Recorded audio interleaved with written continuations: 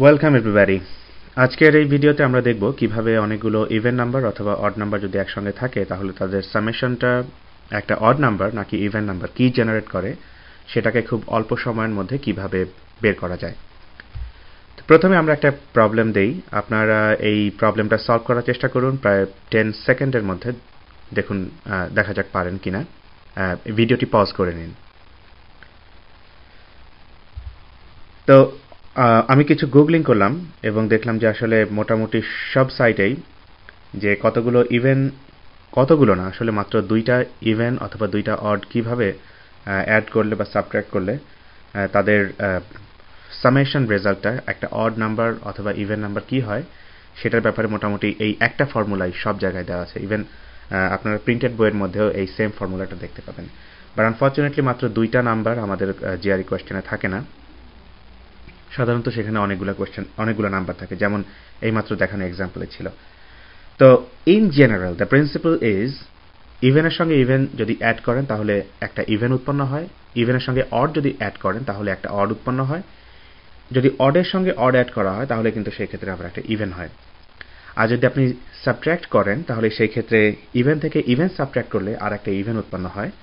Even থেকে যদি odd অথবা অড থেকে অড, ইভেন থেকে অড সাবট্রাক্ট করলে অড হয়, কিন্তু অড থেকে অড সাবট্রাক্ট করলে আবার একটা ইভেন হয়।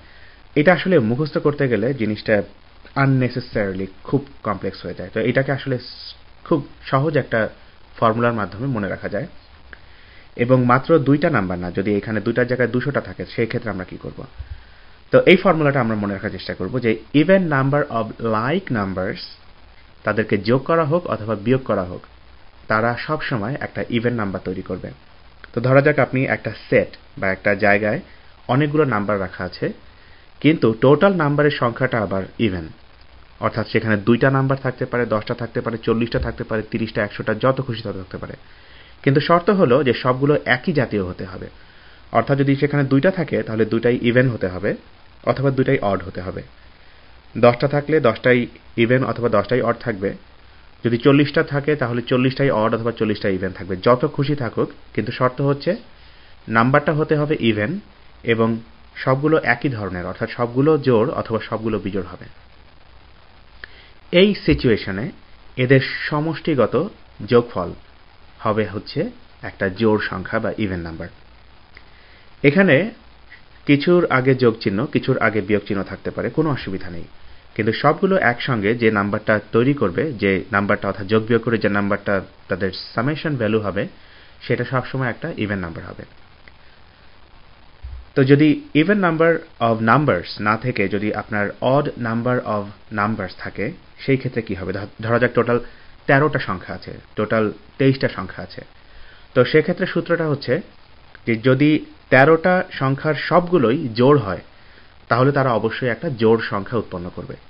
কিন্তু ওই বেজোড় সংখ্যক অর্থাৎ 13টা সংখ্যার সবগুলো যদি বেজোড় হয় তাহলে সেই ক্ষেত্রে আবার তারা একটা অড নাম্বার তৈরি করবে।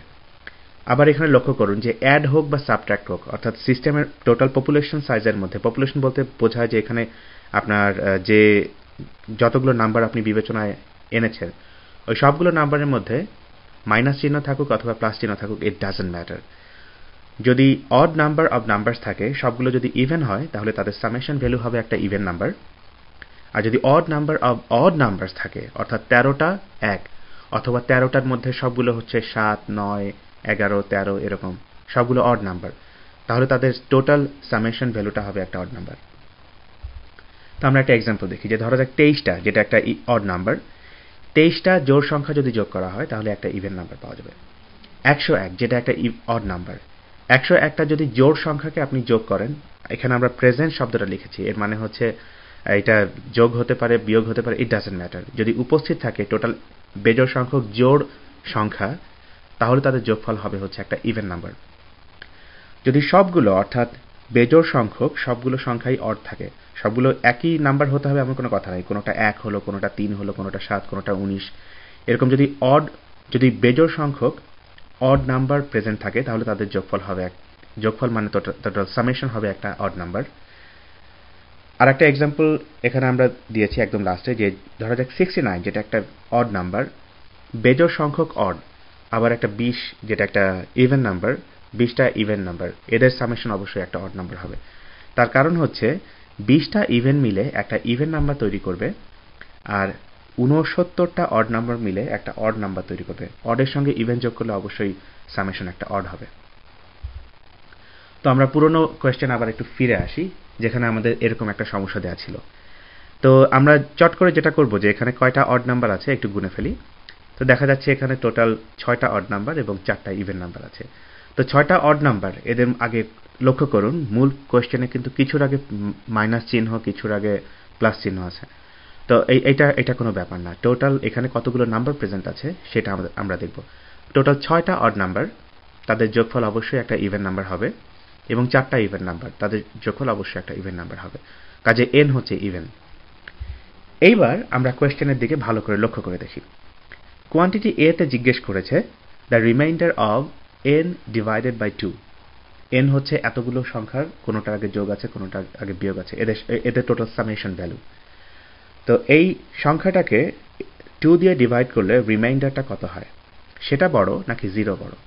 তো যে কোনো জোড় সংখ্যাকে 2 দিয়ে ভাগ করলে সেটা নিঃশেষে বিভাজ্য হয়, অর্থাৎ রিমাইন্ডার থাকে হচ্ছে 0। সো এই ক্ষেত্রে n যদি ইভেন হয় তাহলে সেই ক্ষেত্রে reminder of n by 2 will be 0। তো একটু আগে আমরা দেখলাম যে n হচ্ছে একটা ইভেন নাম্বার, কাজে n কে 2 দিয়ে ভাগ করার পরে রিমাইন্ডার থাকে হচ্ছে 0। সো এই ক্ষেত্রে কোয়ান্টিটি a এবং কোয়ান্টিটি b দুটো সমান, অর্থাৎ উত্তর হচ্ছে C। Thank you for watching.